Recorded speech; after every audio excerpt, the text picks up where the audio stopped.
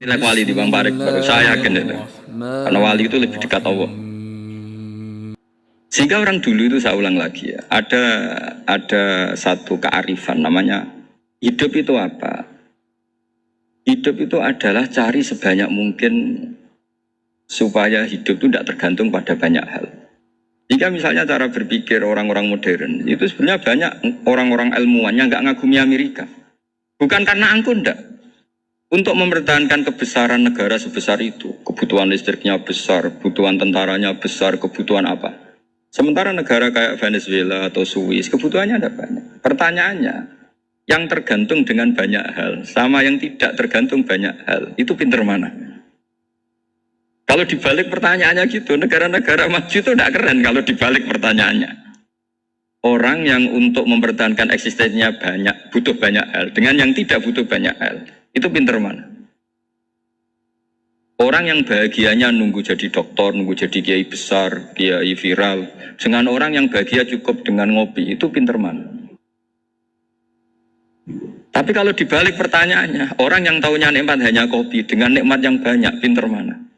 Makanya Mbah Mun itu kalau guyon itu lucu. Aku ikut saake, ambek wong desa sing mlebu swarga. Saya dulu eskal mlebu swarga kok disakeni.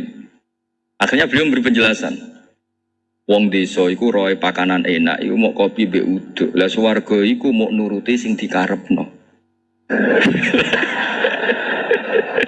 Akhirnya wis mau mangan, wis ngopi, nguduk, ngopi, ora roh pakanan liyane ora roh. Nasi mandi yo ora roh, pizza yo ora roh apa-apa. Terus saya bilang, wah lah niku nak nganti selera tentang wanita cantik. Iku juga sederhana. Rontok pesek ya wis cantik, rontok ireng ya wis. Apa bidadarinya seperti itu karena saking enggak pengalamannya. Jadi surga itu kan nuruti apa yang diinginkan. Kira-kira keinginan orang kampung kalau di surga itu apa coba? Makanan apa coba? Ya, nggak senengnya ketemel gemblong itu. Nah, artinya malaikat lebih suka nangani surganya orang-orang kampung dibanding Pak Rektor. Ini sudah ribet ini. Makanan apa saja sudah harus dicoba. Ya. Terus kalau di mall tahu orang macam-macam, seleranya macam-macam pasti itu. Enak mana kalau sampai jadi malaikat pelayan surga? Suka melayani orang kampung apa yang orang kota? Orang kampung kan? Jadi ya itu guyon tapi itu menjadi pikiran kita bahwa orang yang banyak kebutuhan itu sebetulnya banyak kebodohannya karena menggantungkan kebahagiaannya dengan banyak hal. Makanya Imam Syafi'i ngendikan istighna itu apa? Al-istighna anisya'i. Yang dikatakan kecukupan adalah berusaha sebanyak mungkin banyak hal tidak kamu butuhkan. Bukan memenuhi semua kebutuhan kamu. Karena nafsu kamu ini tidak ada batasnya gitu. Kalau kamu penuhin nggak akan selesai. Itu ada perempuan yang kurang cantik itu minta doa saya. Gus doain suami saya kaya. Terus tak guyonin. Terus nggak minta. Kalau suami kamu kaya. Yang pertama dirubah itu apa? Rumah supaya rumah saya bagus. Kedua apa? Mobil supaya mobil saya bagus.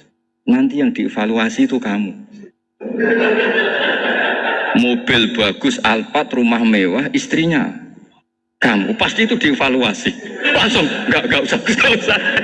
Sudah gini aja kan. Jadi pertama yang dievaluasi itu kaya itu. Coba kalau suami kaya itu yang dievaluasi pertama, rumah ya. Rumah ganti, setelah itu apa? Mobil. Kira-kira berikutnya. Akhirnya sudah aku nggak jadi. Nabi Ibrahim itu pernah minta umur panjang, keren umur panjang. Sama Allah nggak dijawab. Datang orang tua gitu mertamu ke Nabi Ibrahim, terus disuguhi dikasih kurma. Apa itu? Kok kurma apa? Anggur yang sudah matang sekali, sudah dimakan. Setelah dimakan meler keluar lagi, dimakan lagi meler lagi. Terus Nabi Ibrahim masuk lagi ke kamar. Ya Allah, doanya tak cancel. Nanti kalau saya tua kayak itu. Jadi Allah itu gak jawab langsung tapi ngirimkan itu. Akhirnya ya Allah gak jadi. Nanti takut itu. Saya pernah ngalami jadi kiai tadi ada ibu-ibu ya gak pati cantik lah. Suaminya tuh miskin sekali. Minta doa saya supaya kaya. Bareng tak kasih pertimbangan itu udah gak usah gak jadi. Jadi itu kearifan. Tapi kearifan ini harus kita tanamkan. Saya nggak bisa membayangkan Indonesia yang besar ini, andai kan tidak ada qanaah. nerimo ing pandum. Coba sekarang ada Covid. Andai kan Indonesia tuh kayak Prancis. Beberapa kali punya tamu orang yang hidup lama di Prancis, bahkan dapat istri orang Prancis. Itu dulu gak begitu mencintai Indonesia. Tapi setelah di Prancis 2 tahun, wah Indonesia hebat. Di Prancis itu kata dia kalau cerita, semua kebutuhan masyarakat itu dibebankan ke negara. Apa saja minta negara, apa saja nyoal negara. Sementara Indonesia, coba kalau Indonesia mengalami seperti ini kok tidak ada konaan rimo ing pantum, bisa kios Indonesia. Orang miskin nyalahkan negara, kelaparan nyalahkan negara, apa saja. Ini barokahnya dididik kiai, jogeman nyalahno wong liya. Sore pun romo ing pandum, diame. Sampai gak ngerti kalau Covid. Banyak tuh orang-orang kampung itu, orang lugu-lugu itu. Mbah niki saking Covid, salam ning Covid, muga-muga umure panjang. Dikira Covid itu nama orang yang ahli sosial itu. Mbah niki dana saking Covid. Matur nuwun sampai no salamku, muga-muga umur panjang. Bingung kan yang nganterin ini. Ini gimana yang mau menjelaskan nih? Orang nggak paham. Ribet kan? Tapi saya pastikan bahwa dengan keadaan seperti ini kita bahagia, kita stabil, itu jelas barokahnya kalimat tadi, moto tadi atau pegangan hidup tadi. Makanya disebut al-ibarat qutun li'ailatil mustami'in, bahwa redaksi atau kata-kata atau pegangan atau filosofi hidup, apalah namanya itu adalah penyemangat. Penyemangat. Karena kata-kata ini memang luar biasa. Ketika sahabat perang demi kebenaran, zaman itu ya pasti benar karena yang dibela Nabi. Dulu itu kan enak zaman Nabi, yang dibela mesti benarnya, musuhnya mesti salahnya. Jika dulu itu memang harus tegas. Kalau sekarang mau tegas gimana? Yang kamu bela tidak mesti benar, musuhnya tidak mesti salah. Ribet kan kalau misalnya saya tukaran sama Pak Rektor, kamu mau bela mana kan bingung. Saya tidak mesti benar, saya tidak Nabi. Pak Rektor apalagi nggak mesti benar lagi kan? Ribet kan? Jadi kalau kita mau perang sekarang itu mau pede gimana? Enggak. Makanya banyak ulama sekarang tuh mau tegas tuh nggak berani karena ya banyak hal yang abu-abu lah wilayahnya, misalnya pilihan presiden atau pilihan bupati, pilihan menteri. Kamu mati-matian bela itu, yang kamu bela tidak mesti benar, musuh kamu tidak mesti salah. Misalnya pilihan bupati, wah ini kabupaten ini baik kalau bupatinya ini, yang satu bilang ini, terus tim suksesnya kamu tanya, kamu yakin? Ya tidak juga. Lah kenapa semangat? Kan sahabotohnya paling alasannya ya itu aja, bukan yang lain. Beda dengan zaman Nabi, Nabinya mesti benar, Abu Jahalnya mesti salah. Kan enak, aturan mainnya jelas. Singkat cerita dalam perang itu banyak sahabat yang ngalami luka, ngalami apa gitu. Kemudian curhat lah ke Nabi, ya Nabi gara-gara derekkan jenengan, ngikuti jenengan saya harus ngalami seperti ini, seperti ini. Ngiranya orang itu diapresiasi sama Allah keluarnya itu. Ternyata sama Allah gak diapresiasi. Malah diturunkan ayat intakunu ta'lamuna fa innahum ya'lamuna kama ta'lamun wa tarjuna minallah malah yarjun. Kalau kamu sakit karena perang, orang-orang kafir itu ya sakit, itu saja berani padahal demi kekafiran. Wa tarjuna minallah malah yarjun, padahal kamu punya nilai lebih yaitu berharap kepada Allah yang mereka tidak punya. Saya jadi kiai itu ya kadang mangkel. Karena yang benci ya benci, yang seneng itu ngel-ngel loh kayak Pak Bejo. Jadi semuanya ribet. Nah iya, yang benci ya ganggu, yang seneng ya ganggu, tambah nemen. Seribet. Tapi kalau sudah ingat bandar narkoba, mereka berhadapan dengan polisi, kadang ditembak karena kesalahannya terlalu fatal. Antar persaingan mereka juga bisa tembak-tembakan karena merebut pasar narkoba. Itu saja mereka berani. Kok kita yang jadi kiai kadang dicium tangannya, dihormati gak berani, hanya takut apa ya, musibah-musibah kecil lah, atau problem-problem kecil. Nah iya, kalau kita bandingannya gitu. Kalau kamu mau tahajud kedinginan, itu masih nanti dihisap Allah itu gitu. Maling ayam itu keluar malam-malam, hanya dapat ayam. Itu gak takut dingin. Ya gak takut digebuki masa. Kamu mau tahajud saja takut dingin. Makanya nanti hisapnya orang soleh itu nanti dijajarkan orang dolim. Terus diperbandingkan. Wah itu habis kamu kalau itu. Jadi misalnya Unisula mau rapat, tapi ini malam, kalau malam dingin nanti saya masuk angin. Anak-anak PAN di perapatan aja berani kamu. Kalau sudah perbandingannya gitu tuh ribet kita nanti. Makanya itu kalimat itu moto atau filosofi hidup. Sehingga diulang lagi nasihat itu. Iyam saskum korhun fakodu masal koma korhum mislu. Kalau kamu kena luka, orang-orang yang nggak benar juga akan kena luka. Itu aja berani demi ketidakbenaran. Masa kamu demi kebenaran enggak berani? Akhirnya orang itu, ya itu kalimat, itu heroik.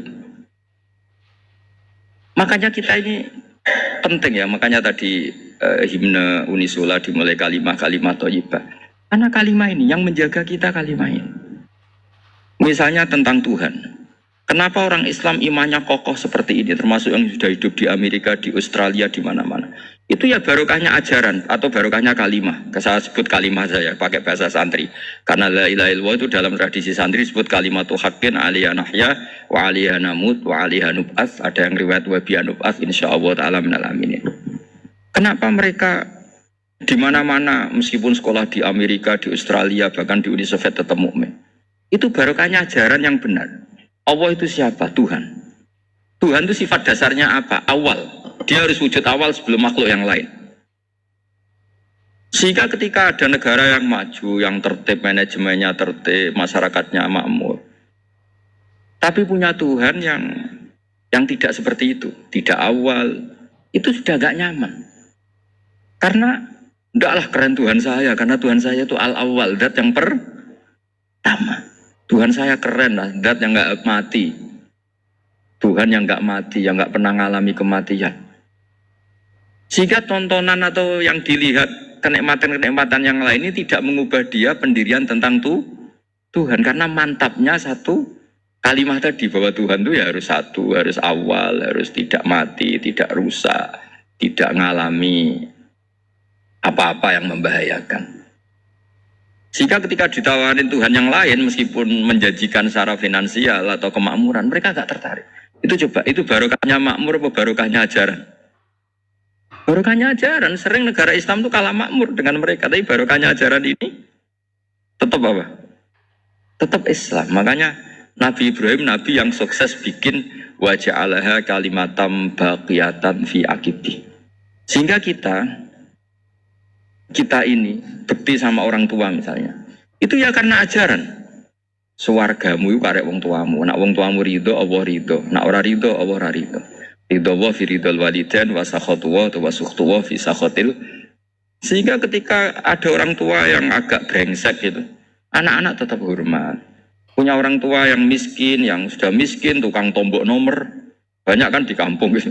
Ya tetap hormat. Coba kalau dari awal kita ngajari orang tua kamu hormati ya, kalau baik, kalau tidak usah. Bisa geger Indonesia. Tapi barokahnya ajaran-ajaran itu Indonesia tertib karena ada ajaran. Dan ini di sini pesantren dan Unisula semua harus berkontribusi membuat ajaran yang benar itu adalah ciri utama Islam. Sehingga Islam ini dimulai dengan ajaran kalimatu haqqin aliyah nahya wa aliyah namut. Sehingga kita tenang seperti ini. Saya ini termasuk kiai yang tenang. Meskipun kata orang banyak saya ini kiai besar, tapi termasuk kiai yang paling tenang. Termasuk yang paling tenang. Karena saya ini pakai mazhab orang-orang hebat. Saya berkali-kali cerita, orang kayak Imam Syafi'i itu orang yang luar biasa. Saya berkali-kali cerita. Orang yang tadi nyium tangan kamu ya Imam Syafi'i, di belakang tuh ngerasani kamu, menghujat kamu. Jawabannya enak saja. Berarti saya alhamdulillah orang yang wibawa. Buktinya di depan saya nggak berani. Jadi enteng saja. Diceritain sebagian kampung, sebagian separuh dari warga kamu itu nggak suka kamu. Ya bagus lah nggak suka saya, nggak akan utang duit saya. Di mana-mana orang utang itu karena teman dekat. Kalau nggak seneng pasti minimal nggak utang, nggak pinjam mobil, nggak pinjam apa. Berkah mana yang seneng sama yang gede. Jadi dianggap enteng saja. Semua yang dialamin dianggap enteng saja. Misalnya punya istri pemarah, ya bagus lah marahin suami. Kalau marahin tonggo malah ribet. Jadi kamu harus terima kasih kalau dimarahin istri. Bagus lah marahin saya mah, kalau marahin tonggo ribet. Jadi enteng saja. Tapi kita sekarang tuh karena nafsu ya, sehingga menghadapi hidup ini ribet. Ulama dulu kalau mau mati itu senangnya bukan main. Sudah lama saya ini ingin gak maksiat. Kayaknya gak maksiat paling efektif itu mati. Ya tidak apa-apa Gusti, kalau sebaiknya mati ya mati aja. Enteng saja. Jadi melihat kematian itu akhir dari segala keburukan atau potensi keburukan. Apapun baik kita sekarang, suatu saat mungkin kita gak baik. Yang bisa menghentikan ketidakbaikan atau potensi ketidakbaikan itu apa coba? Mati kan? Berarti mati itu mengerikan apa menyenangkan? Mesti kamu tidak berani menjawab. Meskipun secara ilmu kamu berani, tapi secara rasa agak berani kan? Saya ulang lagi ya. Yang bisa menghentikan keburukan atau potensi keburukan itu apa coba? Apa? Kematian. Berarti kematian itu menyenangkan atau menyusahkan? Apapun kamu udah berani jawab karena kamu agak-agak duniawi itu kelihatannya. Tapi secara ilmu, kamu tahu kan kalau mati itu tidak buruk-buruk banget. Karena apa? Itu akhir dari segala keburukan. Sehingga Nabi ngajarkan kalimat itu begitu luar biasa. Allahumma ahyini maka natil hayatu khairan li. Wa tawaffani maka natil wafatu khairan li. Nabi melihat dunia itu begitu indah. Ya Allah, kalau saya ini hidup, anggap saja hidup ini ziyadatan li fi kulli khairin, menjadi modal saya menambah segala kebaikan. Jika suatu saat saya mati, anggap mawon rohatan li min kulli syarrin, itu akhir dari segala keburukan saya. Subhanallah wa bihamdihi adada khalqihi wa ridha nafsihi wa zinata arsyihi wa adada kalimatihi. Subhanallah wa bihamdihi adada khalqihi wa ridha nafsihi wa